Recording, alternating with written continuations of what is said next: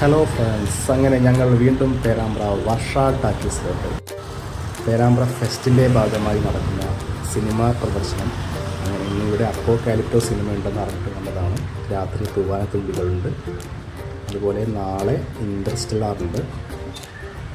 അപ്പോൾ പേരാമ്പ്ര വർഷ കുറേ കാലമായി അടഞ്ഞു കിടക്കുകയാണ്. ഇവിടെ അവസാനമായി കളിച്ച സിനിമ മമ്മൂട്ടിയുടെ മാസ്റ്റർ പീസ്. അപ്പോൾ വീണ്ടും ഇവിടെ നിന്നൊരു സിനിമ കാണാൻ അവസരം കിട്ടിയത് കൊണ്ട് വന്നതാണ്. അപ്പോൾ ഫെസ്റ്റിൻ്റെ ഭാഗമായി ഇവിടെ 10 രൂപയാണ് ഒരാൾക്ക് ടിക്കറ്റ് ചാർജ്.